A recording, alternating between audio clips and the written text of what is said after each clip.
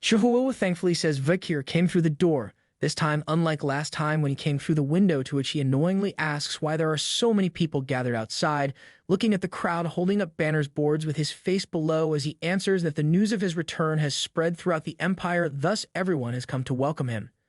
Vikir wearily remarks that it's going to be tiring before Pygmalion happily barges in, calling him daddy, so he corrects her and says it's uncle, as she holds something out, excitedly saying this is for him, and reveals a mouse, seeing which Vikir says is dead but still a cute rodent, and tells her to be careful not to catch the plague, which she agrees to. He asks Chihuahua if the issues with the underdog have been resolved, and he answers that they've been completely resolved thanks to the introduction of Shindy Windy, last time, who's quite capable, but there's one case that even she can't find a lead on. He takes out a folder and explains that children in the slums have recently been disappearing one after another, but it doesn't look like kidnapping since the culprit hasn't attempted to initiate any contact with the children's parents, and the children haven't shown up on the black market either, so it's hard to say that it's the work of monsters since the children disappeared without a trace. There isn't actually any evidence, but they think that it's the work of the same culprit before noticing Vikir's expression as he's shocked upon reading the documents, and remarks that the incident in Underdog City, where numerous children have disappeared, sounds similar to the false accusation pinned on him, but realizes that there's something that will happen decades later, so thinking it's related to what's happening now is. Pygmalion suddenly calls for him to look at something, Kieran, which he turns around to tell her that he's busy right now, but she excitedly says the mouse is alive again and shows it standing on her arm, shocking both of them.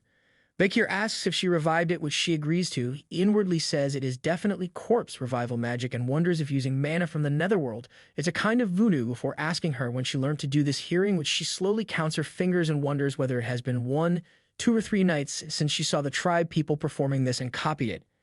Hearing this, he remarks that she was found near the Rococo tribe's village and questions if she could have picked up the tribe's dark magic and necromancy just by watching, since even geniuses from the Baskerville and Morg families can barely sense mana at the age of 8, but she is using netherworld mana at 5, thinking of the titles: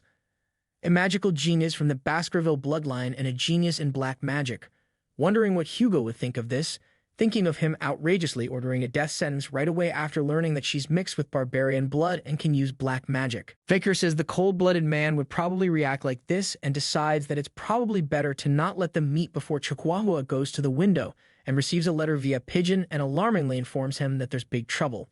He asks what it is, so he starts hurriedly blabbering about the patriarch from the main house, but Vikir tells him to speak calmly and clearly, after which he slowly says that the patriarch is coming to Underdog City soon and is coming here as Hugo gets off a horse cart. Later, over a cup of tea, as the two face each other, he remarks that Vikir's back, which he agrees to, as Chihuahua nervously says they finally spoke. Vikir inwardly explains that Hugo arrived and they hurriedly hid Pygmalion in the next room so there won't be any trouble, hopefully. Hugo asks how he's been, to which he answers that he focused on recovering from his injuries while living with the barbarians during the flood and pretended to be friendly with them to understand their tribes better, thereby devising a strategy to eradicate them during this time.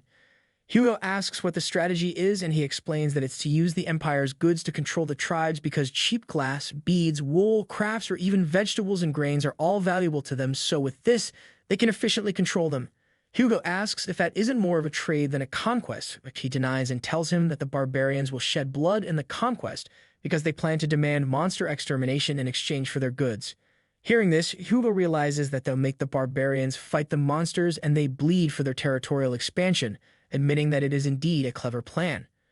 Vikir says he's already set up the infrastructure, so Hugo says he'll entrust him with the trade with the barbarians, as Chihuahua nervously looks at the reunited father-son duo talking like that.